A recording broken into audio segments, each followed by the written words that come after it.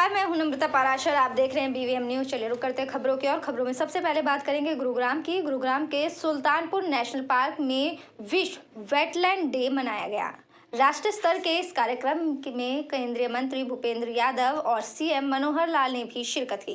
गुरुग्राम के Sultanpur national park में आयोजित विश्व वेटलैंड डे कार्यक्रम के दौरान वेटलैंड डे को सुरक्षित रखने के लिए लोगों को जागरूक किया गया, तो संकल्प भी दिलाया गया कि सरकार की तरफ से इस कार्यक्रम में देश की 2 झीलों को राष्ट्रीय पक्षी उद्यान का दर्जा भी दिया गया है, जो यूपी और गुजरात में है। अब कुल भारत में 47 से बढ़कर 49 राष्ट्रीय पक्षी उद्यान हो गए हैं। इसके अलावा हरियाणा में पर्यटन को बढ़ावा देने पर भी कार्य किया जा रहा है, जिसमें कई स्तर पर कार्य जारी है और इन पर कार्य भी चल रहा है। इसके अलावा वेटलैंड को बढ़ावा देने के लिए देश की 75 झीलों को रामसर का दर्जा दिलाया जाएगा। इसके अलावा मुजफ्फरगढ़ ड्रोन में जो सेम की समस्या है उसको खत्म करने के लिए कमेटी गठित कर दी गई है और हरियाणा में दिल्ली सरकार के साथ साथ पर्यावरण मंत्रालय की तरफ से इस पर काम किया जाएगा, जो अगले 6 महीने में शुरू हो जाएगा। जैव विविधता भी होती है, जिसमें एक विशिष्टता भी होती है, जिसमें प्रवासी पक्षियों का भी स्थान होता है, उसको रामसर साइट डिक्लेयर किया जाता है। मुझे इस बात की खुशी है कि विगत वर्ष हरियाणा की 2 स्थानों को, भिंडावास को और सुल्तानपुर को वर्ल्ड वेटलैंड डे पे अवसर पर रामसर साइट डिक्लेयर किया गया। मैं माननीय मुख्यमंत्री जी को इसके लिए बधाई देना चाहता हूँ। इस वर्ष भी आज हमने सर्टिफिकेट दिया है, एक जामनगर में और एक उत्तर प्रदेश में। 2 और झीलों को रामसर साइट में भारत में शामिल किया गया है।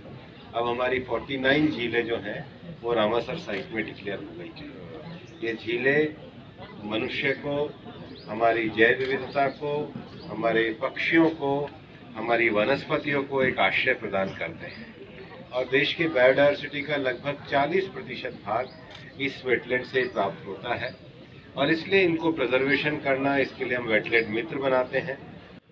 मित्रों, मैं सबसे पहले तो हमारे केंद्रीय मंत्री श्री भूपेंद्र यादव जी का धन्यवाद करता हूं कि इस अवसर पर जो जानकारी दी कि 2 हमारे यहाँ वेटलैंड जो हैं उनको मान्यता मिल गई है रामसर साइट्स के नाते से। भिंडावास की हमारी लेक है और ये सुल्तानपुर लेक है और हम पर्यावरण के नाते से बहुत से काम और भी कर रहे हैं, चाहे वो वन विभाग की ओर से हो, पर्यावरण की ओर से हो, जल विभाग की ओर से हो, क्योंकि प्रकृति के जो साधन हैं उन सब का उपयोग और सदुपयोग वो सब हम करें और उसका दोहन करें, ना कि उनका शोषण करें। और इस नाते से विशेष तौर पर हमने जो पानी को लेकर के अपनी कई योजनाएं बनाई हैं, जैसा मेरा पानी मेरी विरासत योजना मैंने बनाई, जो कृषि यानी खेती करने वाले लोगों को अपील की कि कम पानी की फसलें वो उगाएं, कैश क्रॉप्स उगाएं, खास करके धान की बजाय अन्य डाइवर्सिफाइड जो फसलें हैं उनको उगाएंगे तो पानी की बचत होगी। इस प्रकार पानी के जो खास करके तालाबों का जो हमारा स्रोत है उनको भी स्वच्छ करने के लिए हमने जो पॉन्ड अथॉरिटी तालाब का जो प्राधिकरण बनाया है उसके माध्यम से भी लगभग 4,500 तालाब। करेंगे अगली खबर की ओर। देश में कोरोना वायरस के नए वेरिएंट ओमिक्रॉन के केसों में गिरावट के साथ ही कोविड प्रतिबंधों में ढील मिलने लगी है। कोरोना के बढ़ते मामलों को देखते हुए हरियाणा सरकार ने 1.5 महीने पहले सभी स्कूलों को बंद करने के आदेश दिए थे। इसके बाद हरियाणा सरकार ने 1 फरवरी से सभी स्कूलों को फिर से खोलने के आदेश दे दिए हैं। आपको बता दें कि कोरोना की गाइडलाइन का पालन करते हुए सरकार ने 10वीं 12वीं तक के स्कूल खोलने के आदेश दिए हैं। स्कूल में आने वाले छात्रों को गेट पर ही उनके हाथ सैनिटाइज कराकर ही क्लासरूम में उन्हें भेजा जा रहा है। उनके साथ सभी बच्चों को वैक्सीन की डोज भी चेक की जा रही है कि सभी को वैक्सीन लगी है या नहीं। और स्कूल के अध्यापकों का भी कहना है कि स्कूल बंद होने से छात्र छात्राओं की पढ़ाई बाधित हो रही थी। स्कूल बंद होने के बावजूद भी ऑनलाइन क्लास से बच्चों की पढ़ाई चल रही थी। आज से 10वीं 12वीं 11वीं के छात्रों के लिए स्कूल खोल दिए गए हैं। अध्यापकों ने बताया कि स्कूल में आने वाले सभी छात्र फुल वैक्सीनेट हैं। स्कूल में आने वाले छात्राओं ने भी कहा कि स्कूल बंद होने से उन्हें बहुत परेशानी हो रही थी। घर में रहकर कई बार पढ़ने का समय भी नहीं मिल रहा था। बार बार इस तरह स्कूल बंद होने से उनके एग्जाम में होने वाली पढ़ाई पर भी खासी असर हो रहा है और उनके एग्जाम की पढ़ाई ठीक से नहीं हो पा रही। ऑनलाइन क्लास के से कुछ भी समझ नहीं आता। सर मेरा नाम रितिका है। सर स्कूल खुले हैं इतने दिनों बाद तो सर बहुत अच्छा लग रहा है। घर पर हम इतनी ज़्यादा पढ़ाई नहीं कर पाते। स्कूल में तो टीचर से हम पूछते रहते हैं कि मैम ये क्या है, सर ये क्या है, लेकिन सर घर पर तो बहुत ज़्यादा प्रॉब्लम होती है। कभी कभार फ़ोन भी नहीं रहता है, घर पर नेटवर्क भी नहीं आते हैं। और सर जब सब चीज़ खुले हुई हैं तो सर स्कूल ही क्यों बंद रहे हैं? स्कूल भी खुलने चाहिए। इससे सर हमारा तो क्या सारे देश के बच्चों का नुकसान हो रहा है, क्योंकि हमारे पास तो चलो फ़ोन रहता है कभी कभार, लेकिन सर कुछ जगह ऐसी भी है जहाँ पर बच्चों के पास फ़ोन नहीं रहता या फिर नेटवर्क नहीं होते, तो सर वो अपने बच्चे वो पढ़ाई कैसे करेंगे? हम तो सर फिर भी कर लेते हैं, लेकिन सर स्कूल में आने घर पर वो बात नहीं होती ना सर, जो हम घर स्कूल में आकर मैडम से पूछते हैं, सर से पूछते हैं कि मैम ये क्या है, सर इतनी अच्छे से पढ़ाई नहीं हो पाती, इसलिए स्कूल तो जरूर खुलने। चलिए रुक करेंगे अगली खबर की और। फरीदाबाद में ये दूसरा मामला है जब दर्जनों मरे हुए गौवंश गोबर के नीचे दबे हुए मिले। पशुओं की संख्या कितनी है फिलहाल इसका पता नहीं चल सका है। बता दें कि पिछले करीब 2 महीने में इस तरह का दूसरा मामला सामने आया है। पहला मामला अरावली की पहाड़ियों में सामने आया था, जहां दर्जनों मरे हुए पशु पुलिस और गौरक्षक दल के लोगों ने वहां से उन्हें बरामद किया। दिखाई दे रहा ये नजारा बल्लभगढ़ के सेक्टर 62 का है, जहां पर गोबर के नीचे मरे हुए पशुओं को गौरक्षक दल के लोग निकाल रहे हैं। स्थानीय लोगों ने गौरक्षक दल के लोगों को ही यहां से गोबर के नीचे मरे हुए बछड़े होने की सूचना दी। सूचना मिलते ही गौरक्षक दल के लोग पुलिस को सूचित करके यहां पहुंचे और बारी बारी से मरे हुए गौवंशों को गोबर के नीचे से निकालना शुरू किया। गौरक्षक दल के प्रधान शिव दहिया की माने तो उन्हें करीब कुछ घंटे पहले सूचना मिली थी और बल्लभगढ़ के सेक्टर 62 में गोबर के ऊपर कुछ गौवंश मरे पड़े हुए, इस तरह की जानकारी उन्हें मिली और जब उन्होंने जाकर देखा तो वहां गोबर के नीचे इनकी संख्या काफी ज्यादा थी। 61 सेक्टर में खाली गिरफ्त जगह में गोबर में कुछ गौ के वंश मिले मरे हुए। क्या बताया यहाँ के लोगों ने? क्या बताया? मौके पहुँचा हूँ, मुझे पता चला कि ये गौशाला में जो बच्चे मर जाते हैं उन्हें गोबर के साथ डाल दी। क्या कार्रवाई बनती है इसमें यदि वो लोग दोषी पाए जाते हैं तो? जो उचित कार्रवाई हो की जाएगी। सबसे पहले तो इन्हें जेसी बुला के दबाएंगे। बाकी जो कौन सी गौशाला का बताया जा रहे हैं फिलहाल ये? ऊंचा गांव बल्लभगढ़ के सेक्टर 62 आशियाना के पास में की गई युवक के साथ मारपीट। पत्नी के साथ अवैध संबंधों के शक के चलते एक युवक पर कुल्हाड़ी से हमला किया गया। आरोपी युवक ने पत्नी से फोन करवाकर पहले तो युवक को अपने घर बुलाया और समसूत पीड़ित के हाथ और पैर में कुल्हाड़ी से हमला कर दिया। सूचना मिलने पर पीड़ित के परिवार वालों ने निजी अस्पताल में पीड़ित को अस्पताल में भर्ती कराया। परिवार वालों ने पुलिस को सूचना दी। पुलिस की माने तो आरोपी के खिलाफ मामला दर्ज करके आगे की कार्यवाही शुरू कर दी है। Shamsul son of Shamim sector 62 block 20 में रहता है। उसके पड़ोस में विकास यादव रहता है। उनका कोई विकास यादव की घरवाली का उनके बच्चों के पास आना जाना था, जो कल विकास यादव ने अपनी पत्नी से कह के उसको बुलवा लिया था 62 में, और विकास यादव ने शमसुल को चोट मारी। किस चीज से लगेगा? कुल्हाड़ी से चोट मारी है, पैर में चोट है और हाथ में चोट है। हालत कैसी है? हालत बिल्कुल ठीक है। कितने लोगों के खिलाफ मामला दर्ज किया? केवल विकास के अभी तक। चलिए खबरों में बात करेंगे बजट की, जिसका असर सीधे सीधे आप पर पड़ने वाला है। देश के बजट को संसद में पेश किया गया, जिसको लेकर लोगों की अलग अलग प्रतिक्रिया सामने आई है। इसी को लेकर फरीदाबाद से भी व्यापारियों से बातचीत की गई और जाना गया कि इस बजट में कितना वो खुश हैं और उनको आखिरकार कहाँ निराशा मिली है। क्या कुछ उनकी राय रही, सुनिए, और क्या कुछ उन्होंने कहा, आइए सुनाते हैं आपको। मेरा व्यापार नहीं है जी, मैं गवर्नमेंट से रिटायर्ड कर्मचारी हूँ। तो सरकार ने बजट पेश किया है, किस तरीके से देख लो जो बजट है वो आम जनता के हाथ में कितना बजट के अंदर आम नागरिक के लिए तो कुछ समझ से परे की बात है, लेकिन रिटायर्ड कर्मचारियों की पेंशन के लिए जो टैक्स में छूट दी गई है, इससे थोड़ा राहत की खबर है ये। और फिर उसके अलावा जो गरीबों के लिए थोड़ा सा बजट में मकानों का किया गया, यही एक समझ में आ रहा है। बाकी कुछ ऐसी कोई खास बात बजट में नहीं है। बजट बढ़िया लाता मोदी, तो खैर बढ़िया ला रहा है और आगे उम्मीद है फायदेमंद होगा, हमारे लिए भी फायदेमंद होगा और मेरे ख्याल सारे कपड़े वालों के लिए फायदेमंद होगा।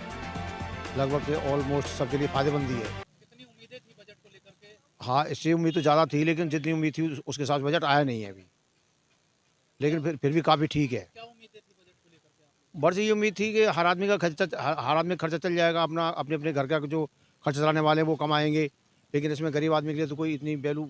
साहब जी, जो उम्मीदें थी सरकार उस पर खरी उतरी है, और जो कपड़े पे जो रेट उन्होंने कम करे हैं उससे सभी को राहत मिलेगी, और को मिल भी रही है। ऐसी कोई बात नहीं, पहले जो रेट थे उससे कम हो गया, बाज़ार में वो थोड़ा सा उछाल आएगा। गरीब जो रेखा से गुजारा अपना कर रहे हैं बेचारे, रेडी पट्टी वगैरह जो लगा रहे हैं, उनको भी इसमें मदद मिलेगी, सबको बेनिफिट है इससे। बजट से उम्मीदें थी व्यापारियों जी को, उम्मीदें थी, क्या उससे खरी उतरी है सरकार? देखो जी, फिलहाल तो कुछ तो राहत है, ज़्यादा नहीं, कुछ तो मिली है। तो पहले के दर्जों का 10-15 रुपए पीस। चलिए रुक करेंगे अगली खबर की ओर। बल्लभगढ़ मार्केट में फैली अव्यवस्था और अतिक्रमण को लेकर नगर निगम के आला अधिकारी एसीपी मनीष और एसएचओ ट्रैफिक के साथ एनएचआई की पूरी टीम ने संयुक्त अभियान चलाया। शहर के मुख्य बाजार में अतिक्रमण हटाने के लिए अब अधिकारी एक्शन मोड में नजर आए हैं। बल्लभगढ़ के ज्वाइंट कमिश्नर अनिल कुमार यादव ने अतिक्रमण को लेकर सख्ती बरती। उन्होंने कहा कि हम उन जगहों को चिन्हित कर रहे हैं जहां पर अतिक्रमण होता है, उन दुकानों को सील करने की कार्यवाही की जाएगी। जो दुकानदार अतिक्रमण करते हैं और उन पर भारी जुर्माना लगाया जाएगा। वहीं एसीपी बल्लभगढ़ ने कहा कि ऑटो चालकों की वजह से भारी जाम लग रहा है और उनको ऑटो चालक स्टैंड मुहैया कराया जाएगा और मनमानी करने पर उनके खिलाफ भी चालान काटे जाएंगे। आपको पता होगा, हम लोग पिछले 3 महीने से प्रयासरत हैं। इसके लिए हम लोगों ने एक समय समय पर हर मंगलवार के दिन मीटिंग भी की है। जितना भी ये रोड सेफ्टी के संबंध में, जितना भी ये बल्लभगढ़ के फ्लाईओवर के नज़दीक साथ लगता एरिया है, उसके अंदर व्यवस्था नहीं है बन पा रही है। यहाँ पे भीड़ बहुत रहती है, जाम की समस्या रहती है। बस वाले जहाँ रोकना चाहिए वहाँ नहीं रोक रहे, ऑटो वाले हर कहीं रोक रहे हैं, फड़ी वाले, रेडी वाले, मार्केट वाले कहीं पे भी आ रहे हैं, उसकी वजह से दिक्कत है। और इसके लिए आज एसीपी महोदय को, एसएचओ ट्रैफिक को, एनएच की टीम को, बस अड्डे के स्टाफ को, मेट्रो को, इन सबको आज बुलाया गया था कि आज हम फील्ड की विजिट करेंगे, देखते हैं क्या कैसे बेहतर किया जा सकता है। काफ़ी समय से जो मुहिम चली हुई है, जॉइंट कमिश्नर सर के द्वारा जो है बीच में जो है मीटिंग की गई है, और इसको देखने के लिए कि रूपरेखा तैयार करने के लिए, क्योंकि कई प्रयासों के बाद भी देखने में आया कि यहाँ जो मैनेजमेंट है कि वो जो है चरमरा गई है। कहीं ना कहीं जो है लोग जो है इसमें तंग हो रहे हैं, ट्रैफिक जाम लगता है, कई बार किसी को पीड़ित है उसको अगर हॉस्पिटल जाना हो, कुछ भी है, तो वो चीज़ें देखने आए। ट्रैफिक बहुत ज़्यादा होता है यहाँ पर जी, तो ऐसा कुछ नहीं है यहाँ पर, तभी यहाँ पर देखने आए हैं ताकि यहाँ पर जो कि रोडवेज के विभाग की तरफ से, आरटीओ के विभाग की तरफ से, एनएच की तरफ से और पुलिस की तरफ से भी जो भी यहाँ पे जो हम अच्छा कर सके, दुरुस्त कर सके मैनेजमेंट, और उसको मौके पे किया जा सके, इसलिए यहाँ पर उतरे हैं हम, ताकि यहाँ पे कुछ मैनेजमेंट बन सके और जो काम है, जो काम सबके जो विभाग के अलग अलग काम है वो भी बांटे जा सके। क्योंकि यहाँ पर बस स्टैंड भी है, रेलवे स्टेशन भी हो गया, मेट्रो भी हो गया, ऑटो रिक्शा भी है, लोगों को यहाँ से जाने के लिए सुविधा भी है, तो सब चीज़ें देखते हुए ताकि लोगों की जो सुविधा है। खबरों में एक बार फिर से बात करेंगे गुरुग्राम की। गुरुग्राम में किसानों ने प्रदर्शन कर सरकार को चेताया है कि जो सरकार ने किसानों से वादा किया था उसे अभी तक पूरा नहीं किया गया है। कृषि बिल वापसी के साथ साथ किसानों से सरकार के बीच कई मुद्दों पर समझौता हुआ था, लेकिन इसके बावजूद भी सरकार ने अभी तक उन वादों को पूरा नहीं किया है। किसानों ने इस पर साफ कर दिया है कि यदि सरकार की तरफ से उनकी मांगों को पूरा जल्द नहीं किया गया तो 3 फरवरी से बड़े स्तर पर प्रदर्शन शुरू किया जाएगा, और यही नहीं, इस प्रदर्शन को पूरा यूपी शुरू करेगा। मुआवजे की जो सरकार ने जो लिखित गारंटी दी थी, उन लोगों को मुआवजा मिलना चाहिए। जो मुकदमे जो किसानों के ऊपर जो दर्ज हो रखे थे, ये सारे मुकदमे उल्टे होने चाहिए थे, ये सरकार ने लिखित में दे रखा था। और जो लिखम खेरी के अंदर जो उसके अजय टेणी जो का लड़का जो है, उसके खिलाफ कार्रवाई जो होनी थी, मतलब उसको बर्खास्त करने की जो बात थी, ये सारी बातें लिखित सरकार ने दी थी, उसके ऊपर वो खरी नहीं उतरी, उसके ऊपर उसने आज विश्वासघात कराया है इसके ऊपर। तो हमारे जो संयुक्त किसान मोर्चा की जो आज एक कॉल थी, अगर भाई आज विश्वासघात दिवस के रूप में मनाया जाए, क्योंकि ये सरकार विश्वासघात करती रहती है। इसने पहले युवाओं के साथ विश्वासघात कराया कि भाई हम क्या नाम है, इनको नौकरियां देंगे, 2 करोड़ नौकरी देंगे, फलाना देंगे, ढिगड़ा देंगे। अब इन्होंने किसानों के साथ विश्वासघात करने का काम किया है, इसलिए किसान आज फिर दोबारा से अपना ज्ञापन सौंपने के लिए आया है, या तो मान जाओ, नहीं तो फिर बड़े आंदोलन का सदस्य हूँ। और जो आज हम यहाँ इकट्ठे हो रहे हैं, जो वायदा किया था गवर्नमेंट ने उसको नहीं निभाया, उसी को एक विश्वासघात के रूप में हम ये प्रदर्शन आज कर रहे हैं और चेतावनी दे रहे हैं सरकार को कि वो इन वादों पे पूरी उतरे, अन्यथा 3 फरवरी से मिशन यूपी हम शुरू कर देंगे और बड़ा इंजेक्शन लगाएंगे। अब की बार जो बंगाल में लगा था वो छोटा इंजेक्शन रह गया, अब की बार बहुत बड़ा इंजेक्शन। सोना में इस समय शादी समारोह से चोरी व लूट करने का गिरोह पूरी तरह से सक्रिय है। इस ग्रुप में अधिकतर नाबालिग बच्चे शामिल हैं। ऐसा ही मामला सोना की राघव वाटिका में देखने को मिला, जहां पर एक शादी समारोह में एक नाबालिग ने गहनों में और नकदी से भरे हुए बैग को लेकर वहां से चंपत हो गया। बैग में 3 लाख की नकदी व 3 लाख के जेवरात भी थे। पूरा मामला सीसीटीवी कैमरे में कैद हो गया है। पुलिस ने इस फुटेज के आधार पर मामले की जांच शुरू कर दी है। इस मामले में पुलिस ने कुछ लोगों को शक के रूप में हिरासत में भी लिया है। इस मामले में पुलिस ने पूरी तरह से चुप्पी साधी हुई है। मौके पर सोना पुलिस को भी बुलाया गया। तो राघव वाटिका में शाम को 7 बजे के बाद जो है खेत की रस्म हो रही थी, वहाँ पर सभी लोग बैठे थे, बेटे वाले भी बेटे वाले भी, और मिलने वगैरह हो रही थी। जैसे वो बैग उसके आगे रखा था, वो लड़का खड़ा हुआ, लड़की का पिताजी तुरंत वहाँ छोटा बच्चा कोई लड़का आया था 16-17 साल का, उसने अपना कोट उस बैग के ऊपर फेंका और बैग समेत कोट को उठा के ले गया। लेकिन 1 मिनट में ही बात हमने देखा यहाँ बैग नहीं है। 1 मिनट के अंदर ही वो लड़का मेन गेट से ही बाहर निकल गया। जिसकी भागते हुए फोटो राघव वाटिका में लगे वो दूर वाले कैमरे में आ रही है, और जो स्टेज वाले कैमरे थे वो कैमरे दोनों बंद पड़े, खराब है। दूर वाले कैमरे के होने की वजह से उसकी फोटो शकल साफ नहीं आ रही। तो करीब कितने का नुकसान हुआ, क्या क्या चीज चली गई? 3 लाख रुपए उसमें नगद थे जी, और 3 लाख रुपए के जेवर है। 6 लाख रुपए का लगभग 10-5 हजार ऊपर नीचे नुकसान हमारा है। तो इसमें आपको कोई आशंका? लड़की की शादी थी जी, तो करीबन 7:30 पौने 8 बजे के आसपास हम खेत पे जो चद्दर जो सम्मान समारोह होता है हम आपस में, तो उसके लिए हमारे साले ने जैसे ही बैग रखा सामने वाले को चद्दर देने के लिए, वो बैग जैसे ही देखा नीचे से गायब। अब वो कैमरा ना होने की वजह से थोड़ा सा होपलेस हो गए, क्या है क्या नहीं हुआ। तो बाकी दूर के कैमरे में उसका फोटो भागते हुए आ गया है, और बाकी क्लियर नहीं हो पा रहा है। करीब कितने का नुकसान है?